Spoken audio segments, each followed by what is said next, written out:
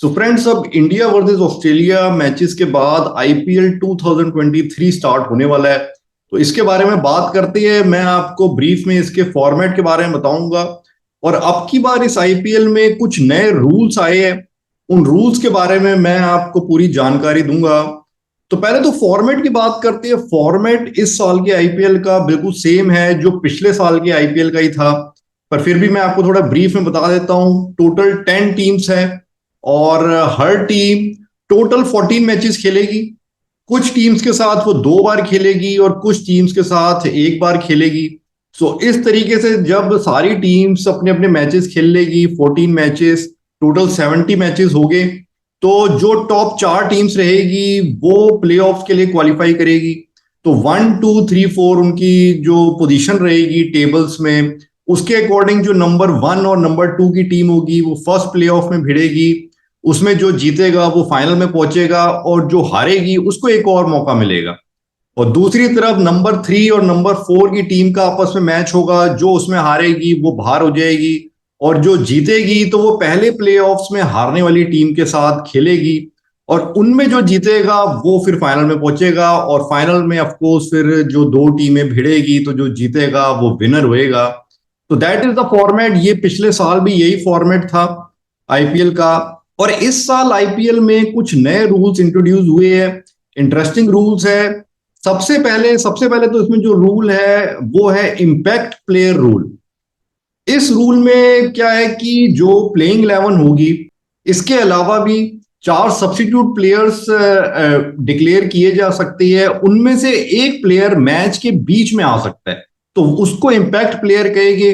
तो ये जो प्लेयर होगा दोनों इनिंग्स में 14 ओवर से पहले कभी भी इसको लिया जा सकता है। तो ये इम्पैक्ट प्लेयर इंजरी के केस में भी लिया जा सकता है और अगर इंजरी नहीं है तब भी लिया जा सकता है। लेना कंपलसरी नहीं है, ऑप्शनल है। और साथ में अगर जैसे एक प्लेइंग 11 में 7+4 का रूल होता है, 7 इंडियन प्लेयर्स और 4 ओवरसीज प्लेयर, तो आप ओवरसीज प्लेयर को इम्पैक्ट प्लेयर नहीं ले सकते। अगर आपने 4 ओवरसीज प्लेयर पहले से ही ले रखे हैं अपने प्लेइंग 11 में, पर अगर आपने 3 ओवरसीज प्लेयर लिए तब आप एक ओवरसीज प्लेयर को एज ए इम्पैक्ट प्लेयर भी ले सकते हैं। बट अदरवाइज अगर आप 7+4 के कॉम्बिनेशन से ही गए हैं तो इंडियन प्लेयर को ही आपको एज एन इम्पैक्ट प्लेयर अपनी प्लेइंग 11 में लेना पड़ेगा। इम्पैक्ट प्लेयर लेने पे एक प्लेयर प्लेइंग 11 से बाहर हो जाएगा और वो प्लेयर अंदर आ जाएगा और उसके बाद उसको बदला नहीं जा सकता। फिर जो प्लेयर बाहर चला गया अब वो बाहर ही रहेगा। तो जैसे जैसे मैचेस हो गए, टूर्नामेंट बढ़ेगा आगे, तो फिर हमें इम्पैक्ट प्लेयर किस तरीके से यूज हो रहा है और अच्छे से देखने को मिलेगा। सेकंड रूल जो अब की बार इस आईपीएल में है वो है प्लेइंग 11 का रूल। पहले जो था कि प्लेइंग 11 टॉस से पहले डिक्लेयर होती थी, पर अब की बार एक तो टॉस के बाद आप प्लेइंग 11 चूज कर सकते हैं और यहां पर आपके पास ऑप्शन रहेगी कि 2 प्लेइंग 11 टॉस से पहले कैप्टन को सबमिट करनी होगी और टॉस के बाद उसके पास ऑप्शन होगी कि जो 2 प्लेइंग 11 उसने सबमिट की है उसमें से कौन सी प्लेइंग 11 वो चूज करे।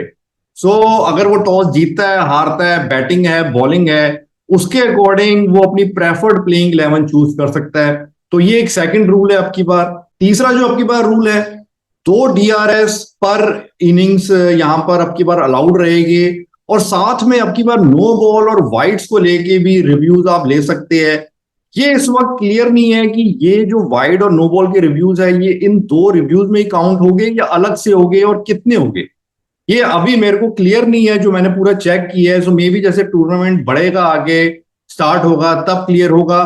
तो ये उन चीजों में यूजफुल है, जैसे कई बार हाइट को लेके नो बॉल हो जाती है, आउट होता है या नहीं होता, तो उसमें फील्डिंग टीम लेना चाहती है रिव्यू, वो चाहती है कि थर्ड एम्पायर को रेफर हो, पर थर्ड एम्पायर रेफर नहीं करता, तो उस केस में रिव्यू लिया लिया जा सकता है और वहां पर फिर थर्ड एम्पायर चेक करेगा कि वो नो बॉल है कि नहीं।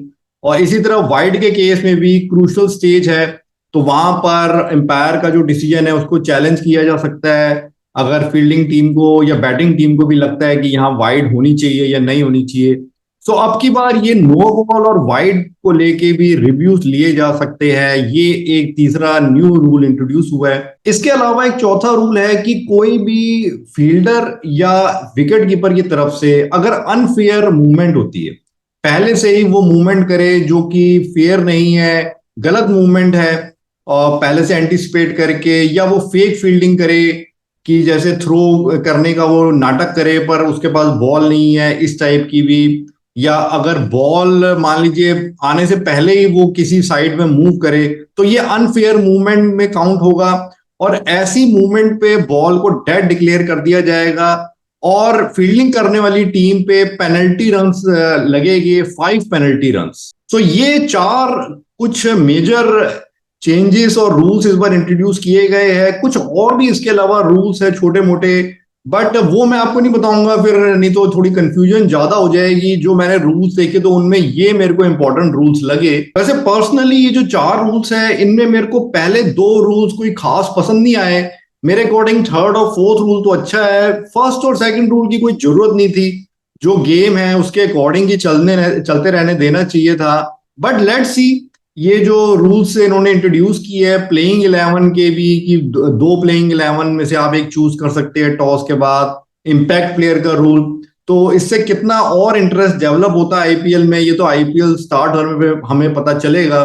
और नेक्स्ट वीडियो में मैं आपसे सारी टीम्स के बारे में बात करूंगा, इनका स्क्वाड एनालिसिस, और मैं इनको टीम्स को अपनी रेटिंग्स दूंगा, मेरे अकॉर्डिंग किन टीम्स के कितने चांसेस है प्लेऑफ में पहुंचने के, उसकी बात करेंगे इन माय नेक्स्ट वीडियो।